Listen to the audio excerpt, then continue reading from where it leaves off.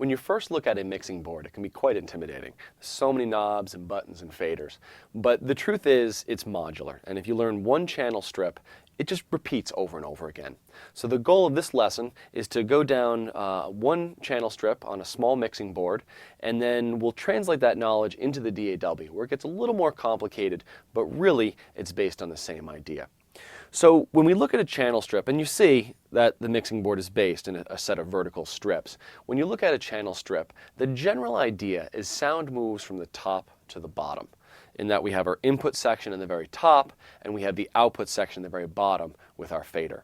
Now, it's not exactly that way though, and that's the problem, is that we get that concept and we just assume it's right.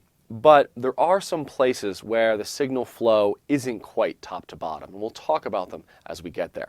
So in a mixing board, at the very top of the channel strip, you have your input section, and this is very much like what we saw in the audio interface. We have an XLR input for a mic input, and we have a line input for a line level source. And luckily on this mixing board, it does say that it's balanced or unbalanced, so it could take a TRS or a TS cable. Following that, we have our input trim control, and this is going to be our input level. Now, you're not going to see this in most DAWs, because in most DAWs, the sound is already at line level when it gets there. But a mixing board like this starts with a microphone preamp, which is this section right here. And we can use this to set levels, just like you do on your audio interface when recording. After the mic pre section, we have another section of the mixing board we can't see from the top, and that's the insert section. And the insert section allows us to add external devices into the signal flow. So we might want to use this mic pre to bring the level up to line level, then send the signal out of the device to another effect, like a compressor EQ, and then bring it back into the channel strip. To do this, we use a special kind of cable called an insert cable. And though we're seeing three things, this is actually showing one side and the other side of the cable. In that the first side of the cable is a TRS cable, which we saw earlier was a tip, ring, and sleeve cable. And this plugs into the mixing board in the back, into the insert section. The sound goes out one side of the cable and comes back in on another. So it's like you have the TRS that splits out into the two TSs, and is designed to create kind of a loop that can go out of your computer, or I'm sorry, out of the mixer into a device and then back in, effectively allowing you to insert a third party piece of gear like a compressor EQ into the mixing board. And we'll see inserts will play a major role within our DAW later as well. After the insert, we move on to this series of knobs. Going down, we see the aux sends. Now, this is one of those places where it's kind of out of order, in that these aux sends aren't necessarily here. But an aux send is a separate output for the track.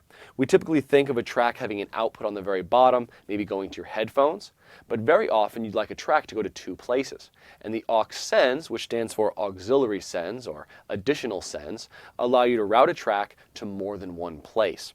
And if you look at a row of aux sends, it functions kind of like a secondary mix, in that we have one mix that's the faders at the bottom, but another mix that's the row of aux sends, and then another mix that's the second row of aux sends. Very useful, and we'll look later in this week at a couple different uses for auxiliary sends. On this mixing board, we have an EQ section next, which allows us some general kind of spectral manipulation of the track. Now, this does not always exist on a DAW mixing board, in that a DAW mixing board would rely on inserts for all of those sorts of controls. After that, we have a pan knob, and again, this is a place where the mixing board top to bottom signal flow is a little bit out of order, and that the pan knob is actually coming after the fader, but doesn't really matter. And the pan knob, all it really does is change the level between the two channels. So what we have here is actually a mono channel strip, in that there's a single input to the channel strip, but the output of the channel strip is stereo. And that's very common. It really is. Anytime you have a mono track, the input is mono, but the output will always be stereo. And all this pan knob is doing is controlling the relative levels. If I pan it to the right, we're going to hear the sound out of the right speaker and not hear it in the left speaker at all. If I pan it to the left, we'll hear it out of the left speaker and not in the right speaker at all. So all it's really doing is adjusting two levels. It's as if you had two faders, one for the right channel and one for the left. Before we go on, I'd like to talk a little bit more about panning. So we've looked at it on a mono-channel strip, but panning becomes much more complicated on a stereo channel strip, which is what you have in the DAW often. And the thing to remember about a pan knob is it doesn't take information from one side and move it to the other side. All it does is reduce two levels. So if you have a track that's already stereo and you pan to the right, it's never going to take the left information and move it to the right. It'll just reduce the left side, or reduce the information that's on the left-hand side. We'll talk about that a little more later. After the pan knob, we have our mute buttons, which just turn off the sound of that track. And then our solo, which isolates that track by itself, muting all the other tracks. Now this is where your DAW might function a little different from someone else's, in that how the solo buttons react. Sometimes in a DAW you turn one solo button on and all the others automatically turn off. And some DAWs are like this mixing board in which you can have multiple solo buttons selected at once, kind of creating just a set of mutes for the mixing board. So that's something you might want to investigate in your DAW and just see exactly how those solo buttons work. After the solo buttons, we really have the most important part of our mixing board, which is our volume faders, our main faders. And these, on an analog mixing board, will often have a U, or unity gain section, which will not amplify or attenuate the signal. It's as if what's coming into it is going out of it. And again, we want to keep things at unity kind of as much as possible. Now, we'll see that this channel strip repeats over and over. It's the same thing. So all the things we just learned on that channel strip apply all the way across the mixing board, and you have a set of faders that really does create your whole mix. That set of faders gets combined. The output of all those tracks get combined on our master bus, which is right here. Now, the idea of a bus is hugely important, and we're going to explore that more throughout the DAW, but we have our main master bus right here.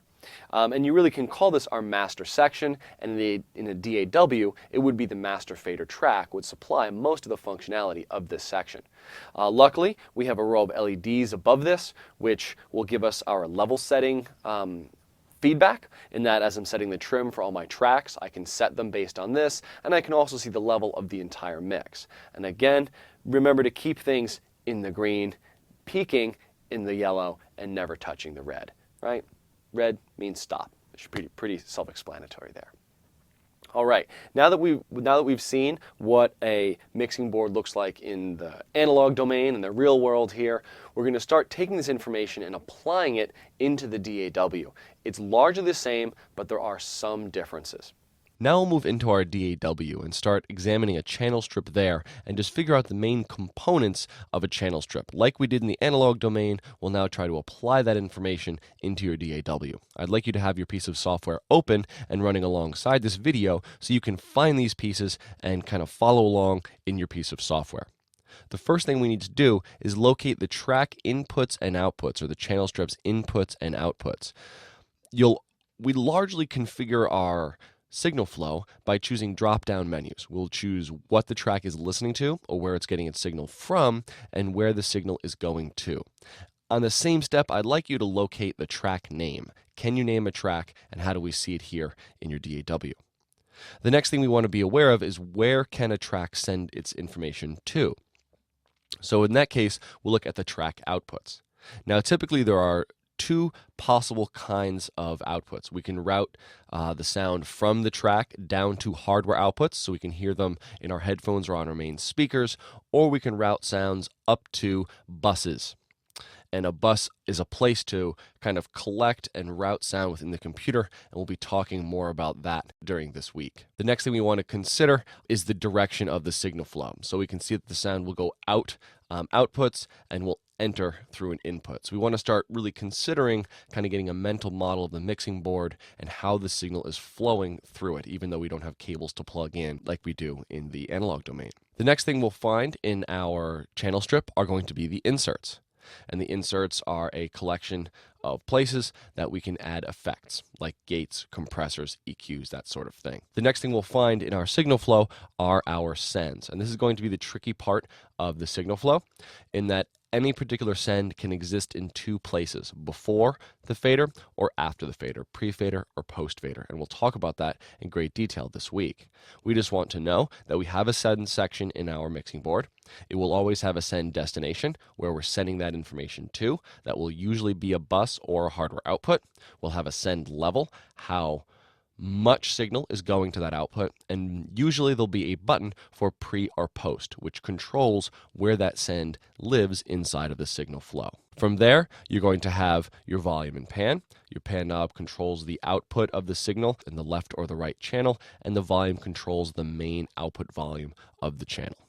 That is the basic signal flow through a DAW. I hope you were able to find all these individual components in your DAW. If you weren't able to find every one of these specifics in your piece of software, I would suggest moving to the forums or doing some searching, going through the manual, locating all these pieces. You'll need to know how to manipulate these parts of the channel strip in your DAW.